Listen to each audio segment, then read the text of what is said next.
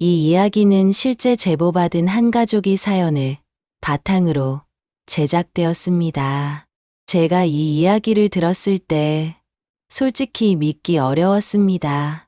한 어머니가 딸에게 버려졌던 그날, 동시에 복권 1등이 되었다는 것. 하지만 이건 실제로 일어났던 일입니다. 그리고 그 일은 한 가족의 인생을 완전히 뒤집어 놓았습니다. 혹시 이 이야기가 도움이 된다면 구독과 좋아요, 그리고 알람 설정 부탁드립니다. 더 많은 분들과 이 감동의 순간을 나누고 싶거든요. 이건 버려진 어머니 정분희 씨가 어떻게 인생을 되찾았는지 그 모든 순간을 따라가는 이야기입니다. 하지만 이건 단순한 복수극이 아닙니다. 이건 한 어머니의 눈물과 분노, 그리고 용서의 이야기입니다. 정분희 씨, 올해 70살. 저는 그분의 인생을 거슬러 올라가 보기로 했습니다.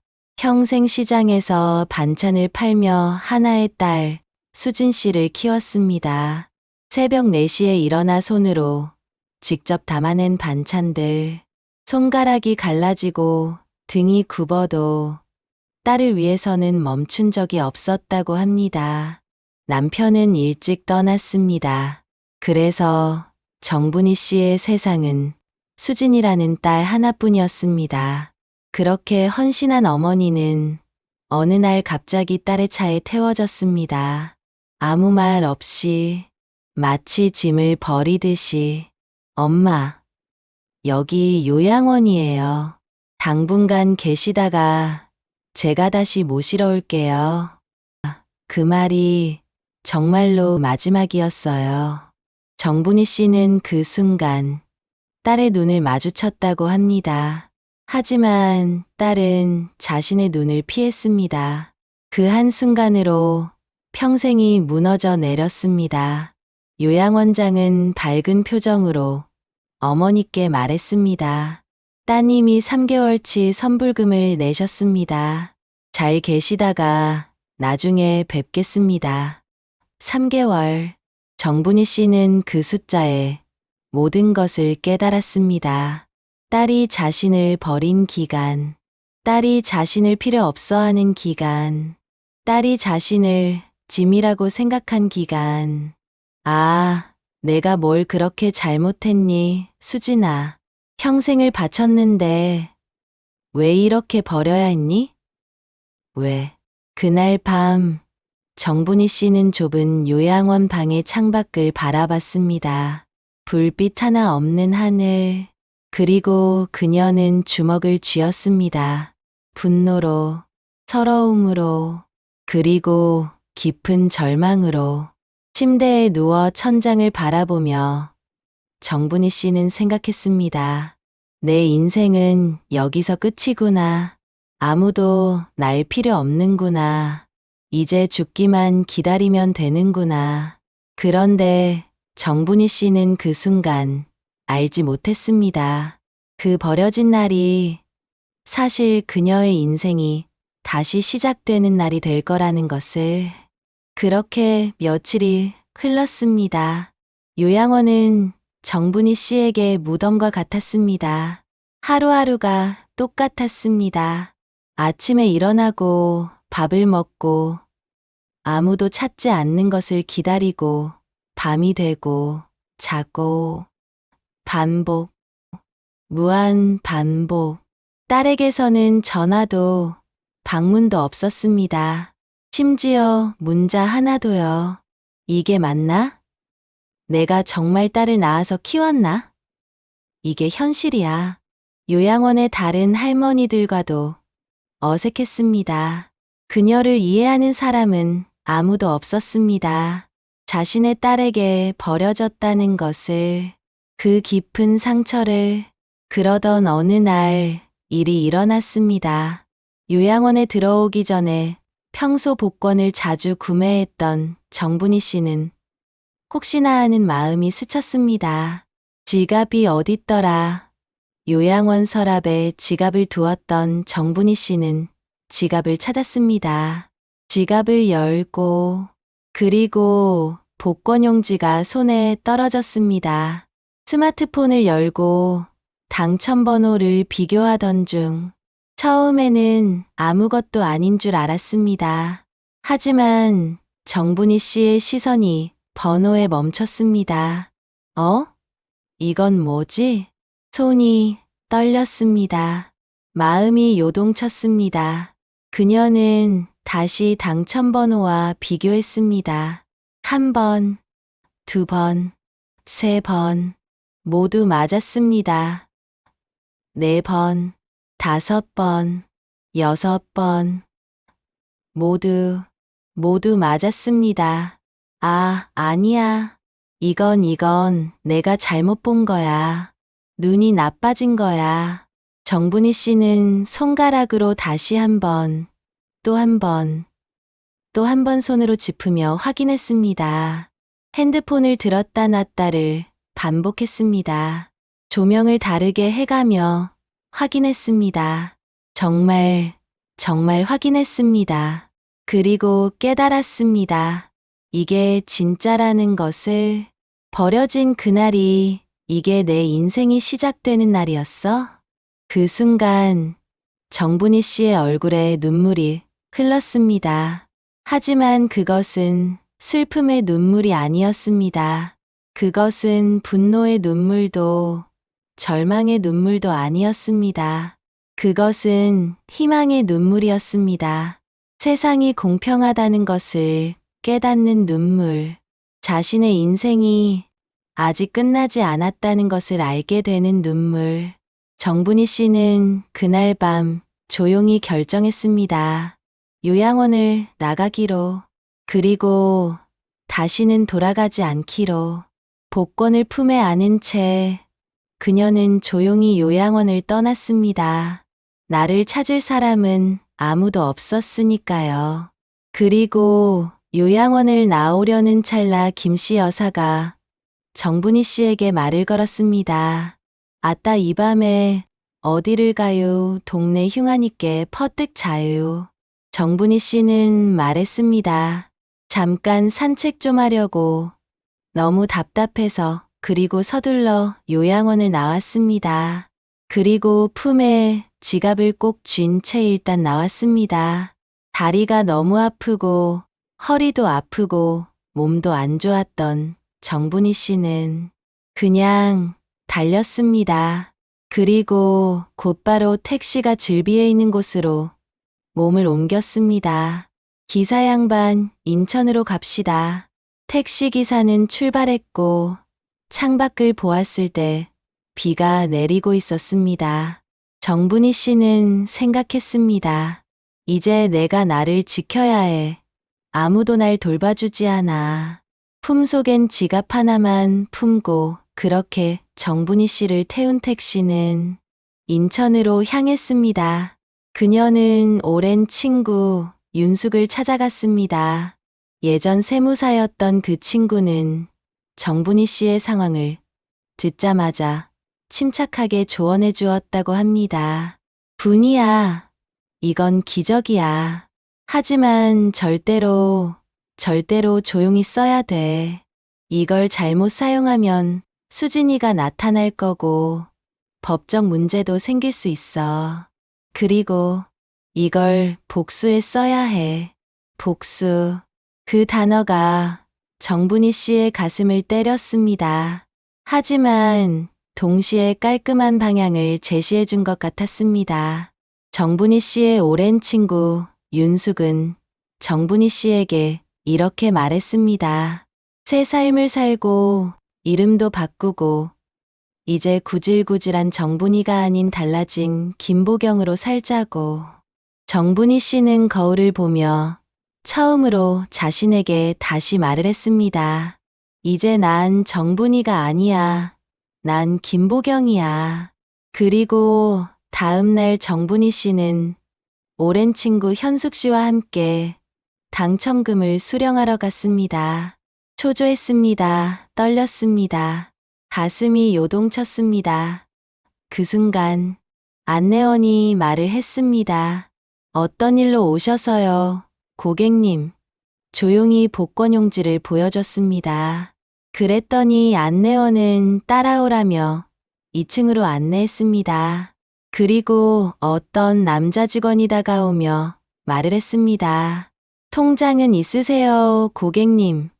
정분희 씨는 말했습니다. 아니요. 남자 직원은 다시 말했습니다. 그러면 신분증은 가지고 오셨어요? 통장을 새로 만들어 드리려고 해요. 정분희 씨는 가슴이 떨렸습니다. 심장이 미친 듯이 요동치기 시작했습니다. 안내원의 말이 잘 안 들렸습니다. 윤숙 씨는 말했습니다. 분이야, 정신 차려 왜 그래? 정분희 씨는 놀란 가슴을 부여잡고 다시 은행원에게 신분증을 주며 통장을 만들어 달라고 했습니다. 그제야 남자 직원은 자리로 돌아가며 정분희 씨에게 당첨금 19억 세금 떼고 13억 정도 됐습니다. 그리고 남자 직원은 조용히 말했습니다. 고객님 금액이 맞은지 세어보세요. 축하드립니다. 정분희 씨는 다시 한번 통장의 숫자를 세어봤습니다. 70평생에 이런 돈을. 눈물이 났습니다. 현숙은 정분희 씨의 손을 잡은 채 말했습니다.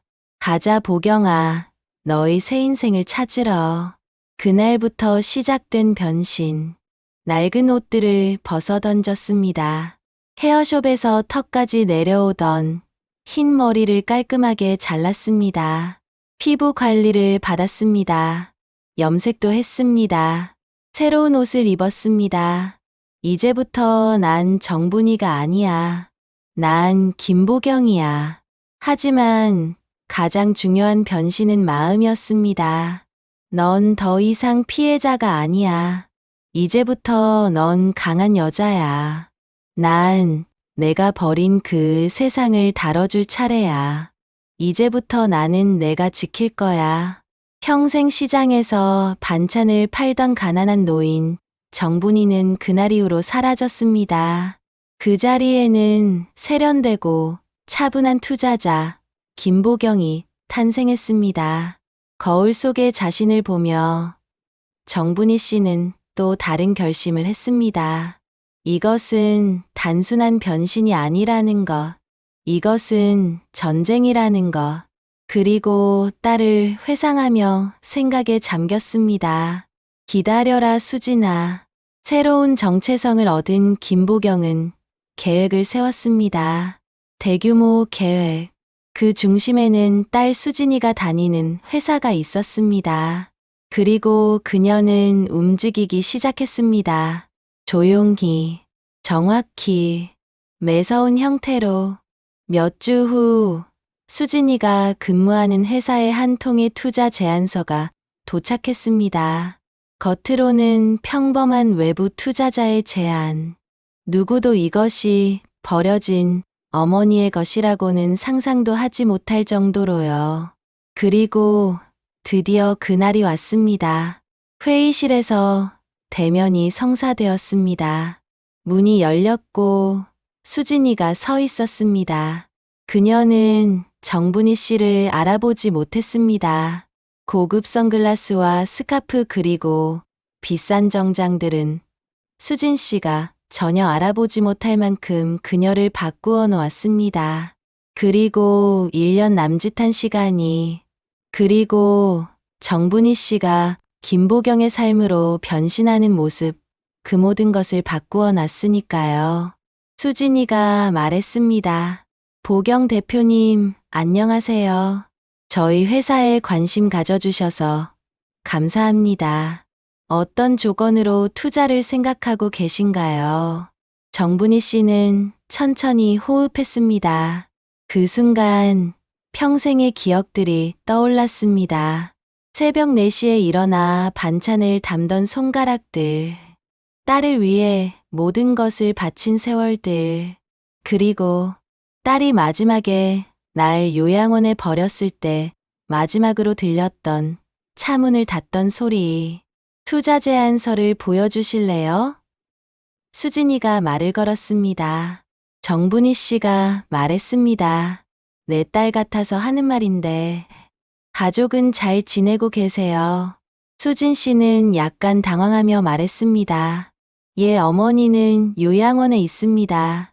하지만 그 이후로는 연락을 해도 닿질 않네요. 솔직히 요즘 좀 짐이 되고 있어서요.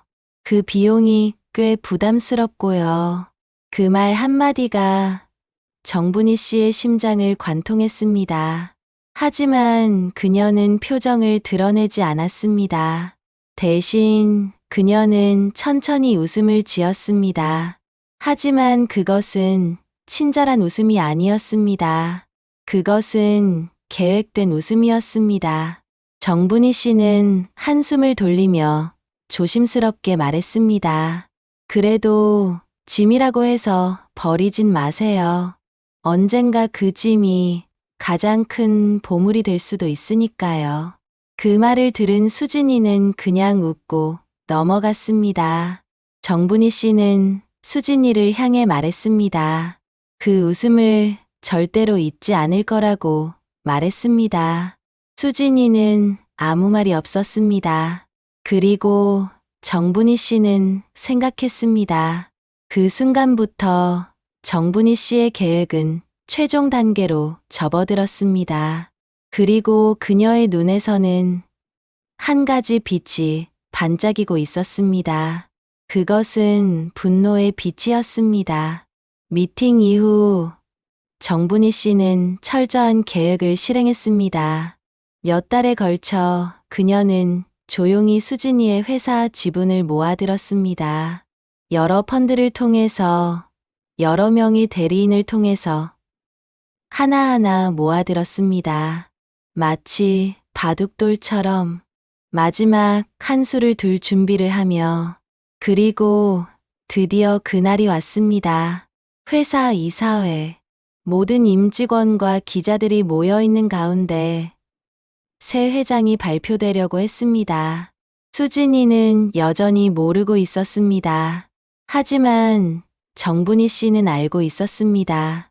이제 모든 것이 끝나간다는 것을.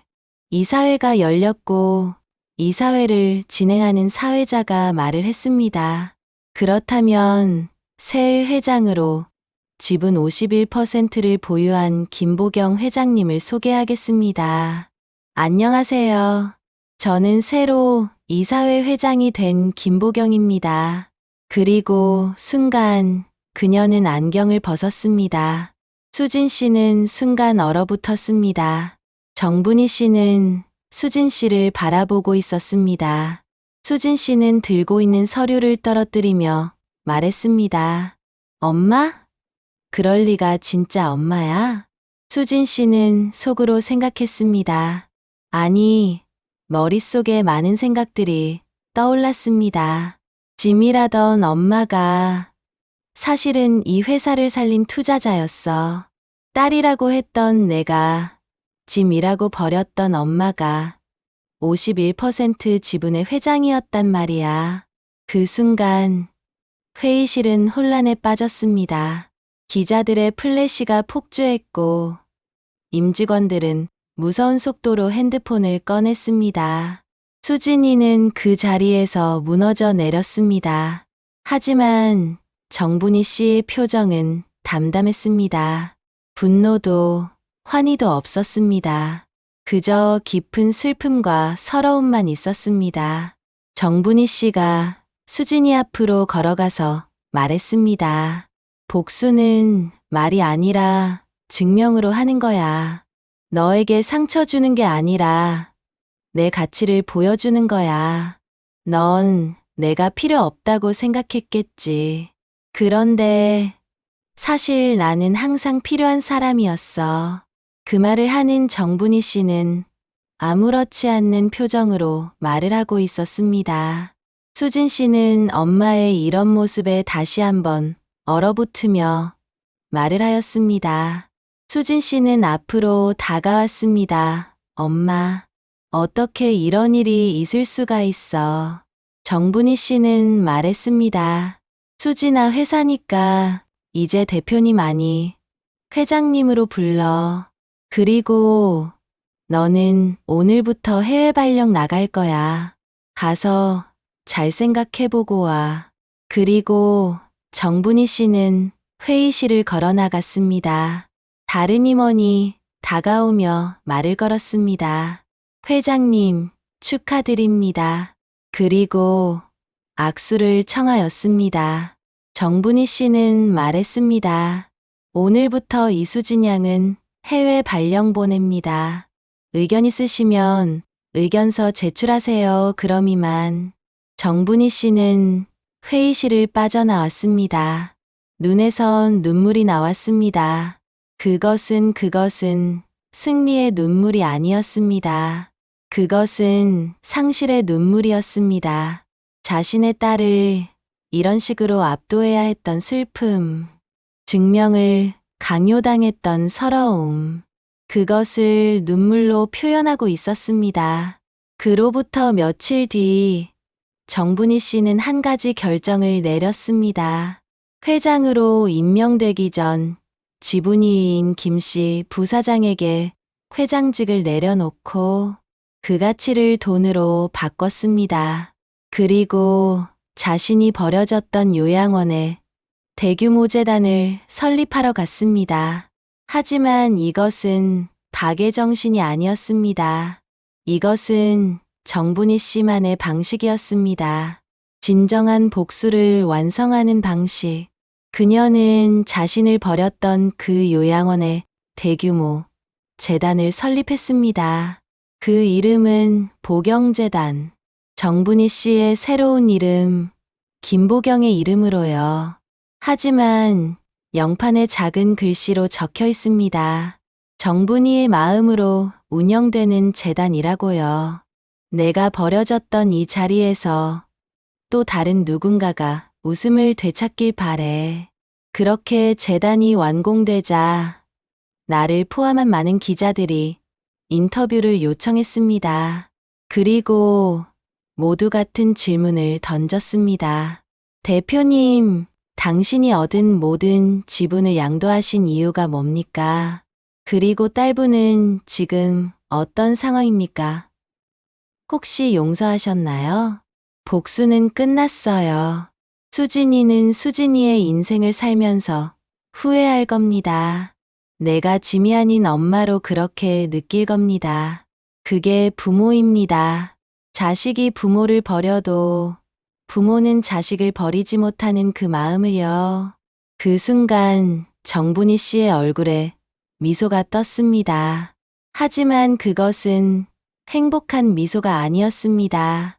그것은 긴 여정을 끝낸 사람의 미소였습니다. 진짜 복수는 자신을 잃지 않는 것이다. 시청해 주셔서 감사합니다. 좋은 사연으로 찾아뵙겠습니다.